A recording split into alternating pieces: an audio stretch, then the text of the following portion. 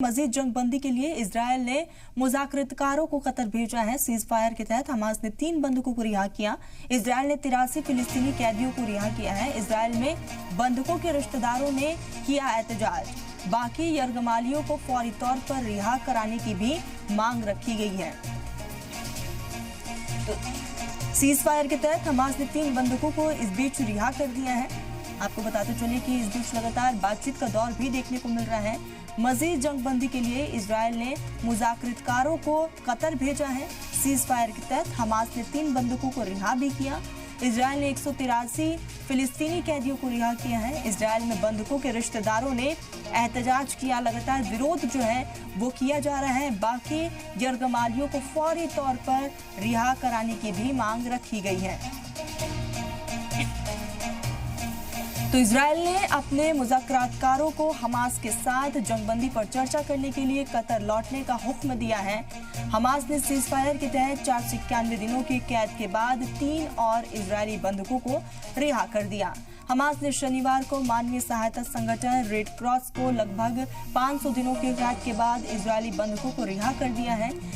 जिन 3 बंधकों को हमास ने रिहा किया उनके नाम एली शराबी, लेवी और ओहदा बैन आमी हैं, जिन्हें कैद से मुक्त कर दिया गया है। हमास ने इनके नामों का ऐलान जुम्मा को किया था। बंधकों की रिहाई के बदले में इजरायल ने 83 फिलिस्तीनी कैदियों को रिहा किया, जिनमें 18 उम्र कैद की सजा काट रहे थे, जबकि 111 जंग के दौरान हिरासत में लिए गए थे। हालांकि रिहा किए गए 3 इजरायली यरगमालियों के हालात ने पूरे मुल्क को झकझोर कर रख दिया है, जिससे गुस्सा और मायूसी फैली हुई है। आपको बताते चले कि बंदूकदारों की तरफ से 3 दुबले पतले इजरायली बंधकों को एली शराबी और लेवी और ओहद बैन आमी को रिहा करने से पहले गाजा में स्टेज पर परेड कराई गई।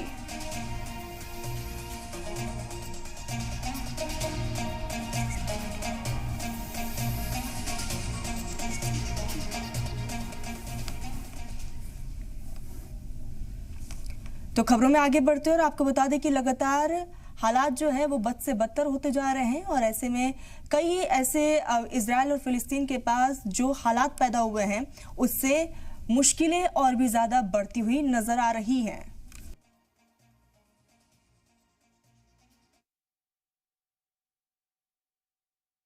आपको बता दें कि पूरे मुल्क में जो हालात पैदा हुए हैं और ऐसे में आपको ये भी बताते चले कि 3 बंधकों की रिहाई यहाँ पर कर दी गई है। और आपको ये भी बताते चले कि इस पूरे मामले को लेकर अब तक जो बातचीत हुई थी उन बातचीत के तहत उन्हें छोड़ा गया है।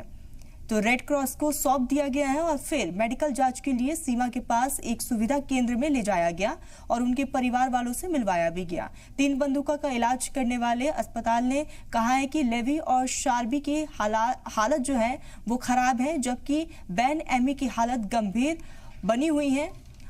अक्टूबर में काउंसलिंग की गई थी जो हमास हमले के मुतासिर परिवारों का नुमाइंदगी करती हैं। बंधकों की तस्वीरों का मवाजना कत्ले आम में जिंदा बचे लोगों की तस्वीरों से किया और इस घटना की पूरी जांच की मांग भी की गई, जिसे वो रियासत की तारीख की सबसे खराब नाकामी कहते हैं। वही इजराइल में हफ्तावार मुजाहरा का सिलसिला लगातार जारी है। हफ्ते भी ये लगातार जो मुजाहरा है वो देखने को मिल रहा है और इस हफ्ते भी ये जारी रहने वाला है। यरगमालियों के अहले खाना ने इजरायल सरकार के खिलाफ एहतजाज किया। मुजाहिरीन सड़कों पर उतर आए और सभी बंधकों की फौरी रिहाई की मांग भी की। उन्होंने मांग की है कि सरकार रिहा किए गए बंधकों की हालत को देखे और तमाम यरगमालियों को फौरी तौर पर रिहा करवाएं।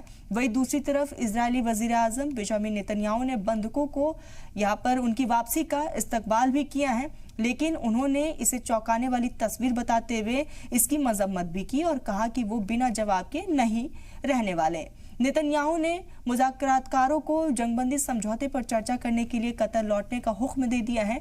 दूसरी तरफ हमास ने इजरायल पर ऐसी पॉलिसी अपनाने का इल्जाम लगाया जिसे उसने वही इजरायल में हफ्तावार मुजाहरे का सिलसिला इस हफ्ते भी जारी रहा। गुज़िश्ता रोज बड़ी तादाद में यरगमालियों ने अहले खाना ने इजरायल सरकार के खिलाफ एहतजाज किया। मुजाहिरीन सड़कों पर उतर आए और सभी बंधकों की फौरी रिहाई की मांग भी की गई।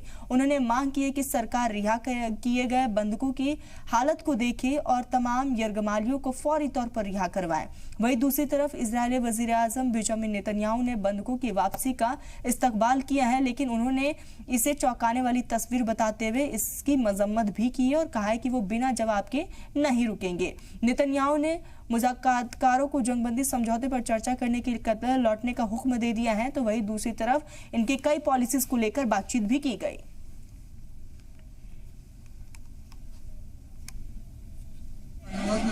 I plead, I am being released now because of a deal. The deal is because of negotiations. I plead that the second and third deals will be implemented. This framework, that the war will be ended, and that us, all of the prisoners, will safely return home. The horrendous scene we have witnessed today, this morning, is just a reminder that the fate of all the remaining hostages is in our hands, and we must do everything within our power to get them back as soon as possible. We must rush the second phase, the third phase. There is no time. We've all seen them.